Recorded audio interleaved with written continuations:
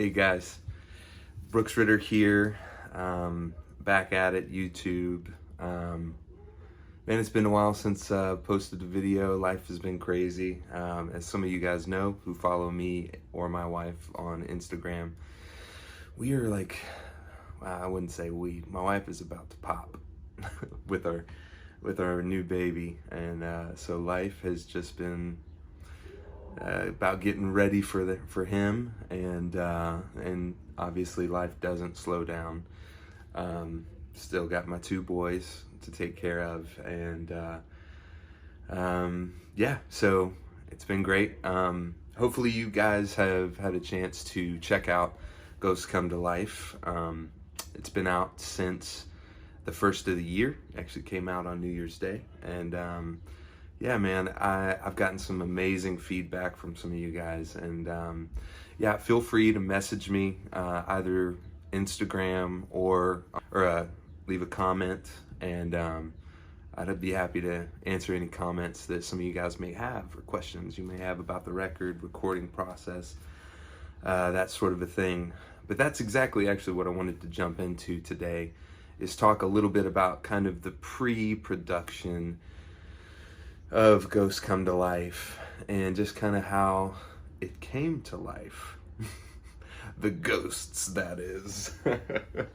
But you know, the big idea moving into, I had a batch of songs, a bunch of songs, probably 40 to 45, 50 songs that I was kind of cultivating and just in the process of writing. And kind of my thing is to jot everything down, whether it's just a line and I write it in my phone, or if I have a sheet of paper or something, to write it down. And you know, and if it's just an idea, leave it there. If I can kind of expand on it, then I'll do it. But you know, the big deal is just getting the initial thought, and then maybe I can come back to it. So all that to say, I had that many songs, 45 or so, and was mulling through, how am I going to record this next project?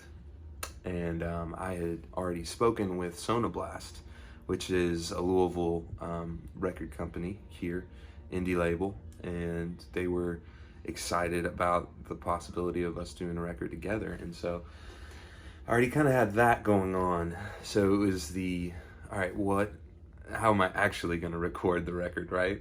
That was the big question. So I just wanted to kind of get some feedback for the songs, because I was proud of the tunes that I had, but I was also like, there's a lot of different directions that we can go with this one. So I contacted Vince Emmett, who's a longtime friend of mine and also a producer. I've talked about him a lot on my Instagram. If you guys have seen any of my posts, kind of post and gathering all the stuff for the record, the pre-production stuff, that's all on there. But yeah, so I just contacted him and was like, hey, can I share these tunes with you? And just a few. I didn't want to overwhelm him with like 45 or 50 songs. Will you listen to 45 or 50 songs for me? That's a lot. And as soon as I asked him, he just kind of responded with a new project.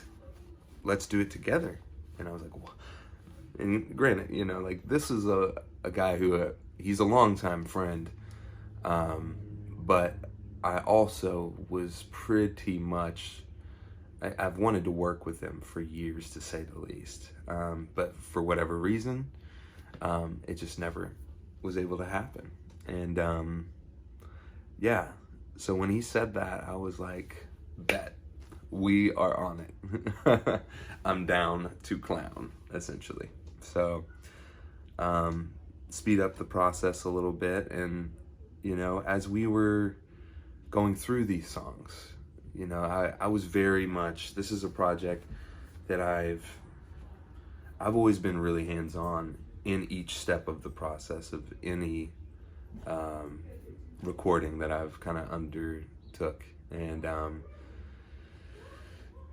you know, with this one, I I felt, I mean, one, just super honored that Vince would join me in the process. So I just was like, I am going to release a lot with this. I'm just going to kind of, whatever power that I've held on to in the past, I just want to release that and to just really allow this journey to kind of take place. Whatever's supposed to happen is going to happen. So I did that. And I tell you what, we kind of narrowed it down, obviously, to 5 songs. And because that, with talking with Soda Blast, it'd been, at that point when I spoke to them, it'd been 3 years, I believe, because we talked in 2019, early 2019.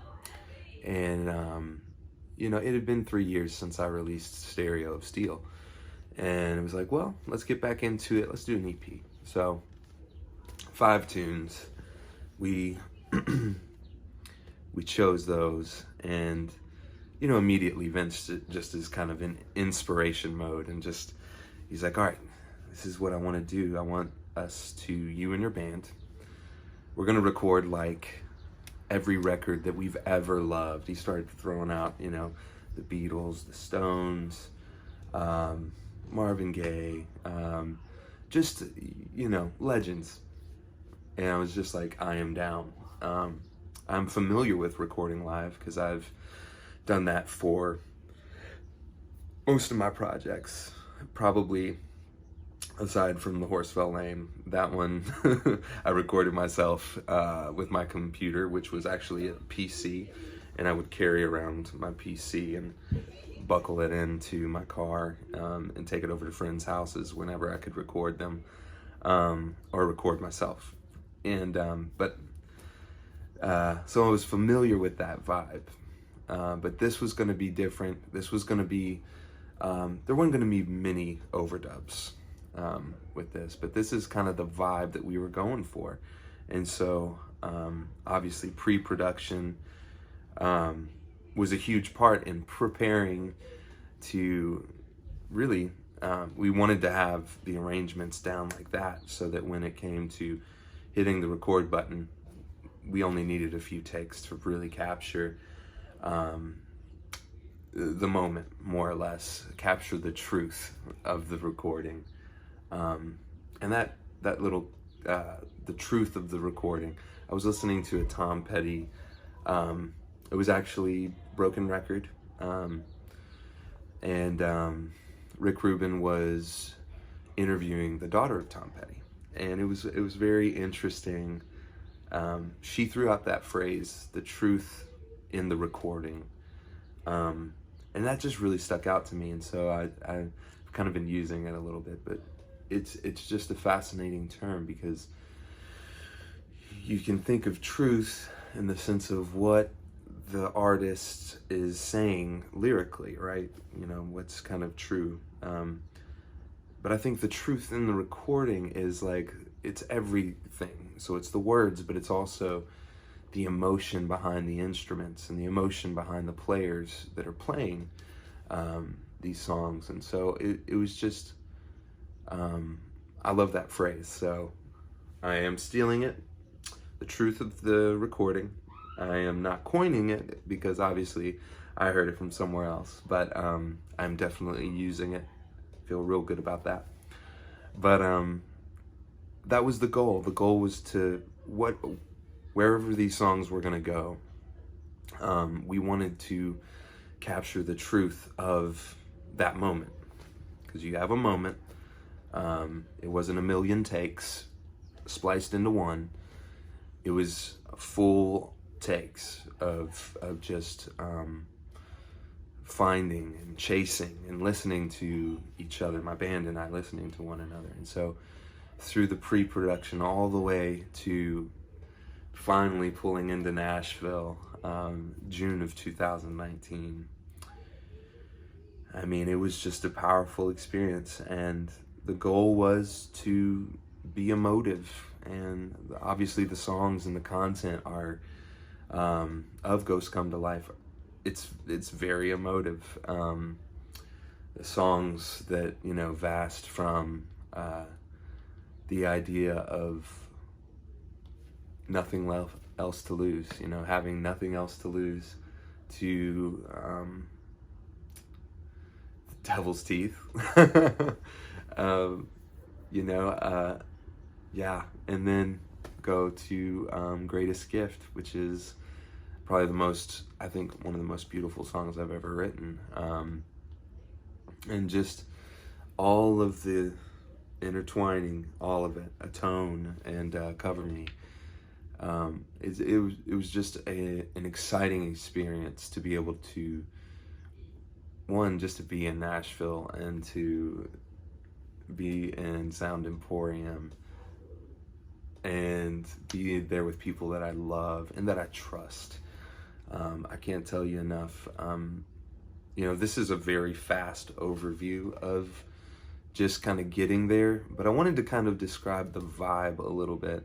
And then, I'll perform some acoustic versions of the record too, just because I love doing that.